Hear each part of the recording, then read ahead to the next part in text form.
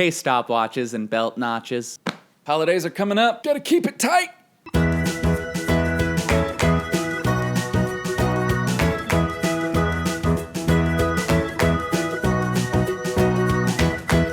Hey everybody, my name is Jon, and welcome to ADITW, A Day in the Word, the internet's favorite Bible study. I'm confused. We ended on such a great note in Romans 8. Why has Paul gotta bring us back down again? Can't we just enjoy it? It is my hope today to clarify a very confusing Romans chapter 9 for you. Yeah, Jon, isn't that the point of the show? Please read Romans chapter 9, verses 30 through 33.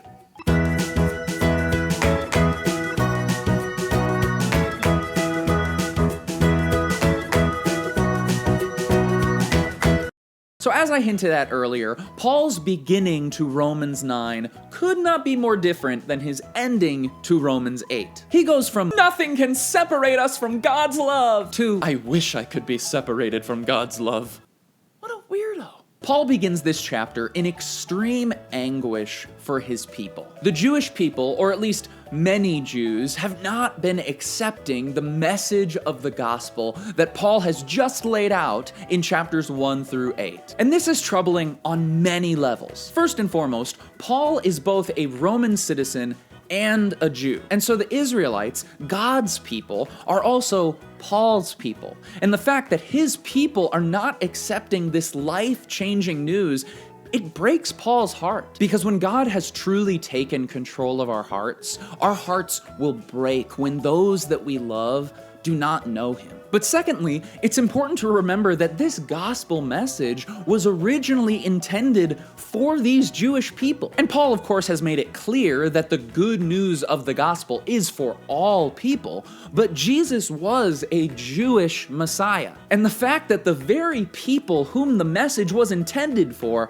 are not accepting it, that doesn't look so good. Their unresponsiveness to this message is sort of undermining Paul's ministry. Which of course begs the question, why? Why are the Jews so unresponsive to the gospel message? And Paul is not exactly clear as to one specific reason, but it's safe to assume that it had something to do with the way the Jewish people viewed God. Based on the scriptural examples that Paul uses in this chapter, it's pretty clear that the Jewish people had a backwards interpretation of God's mercy and judgment and calling. It's possible that they felt spurned or that God had somehow left him behind because they felt that he had not fulfilled his Old Testament promises. But then, if the message of Jesus is true and is accepted, then God did fulfill those Old Testament promises. I think that sometimes we choose not to believe because we feel that God hasn't shown up in our lives. But is it also possible that we haven't seen God show up in our lives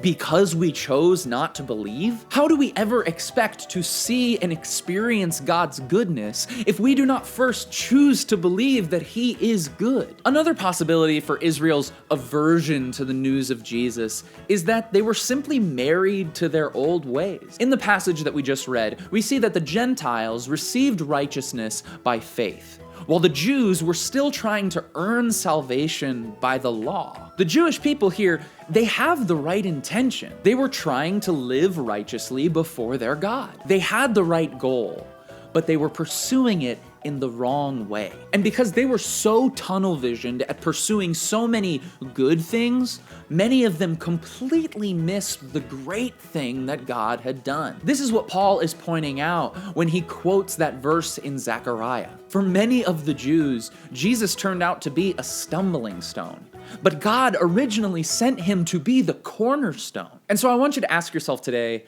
in what ways are you perhaps married to your old way of doing things? What good things are you pursuing that might perhaps be blinding you from the great thing that God is doing in your life? Are you so committed to walking the right or Christian path that you actually trip over Jesus along the way and don't even realize it?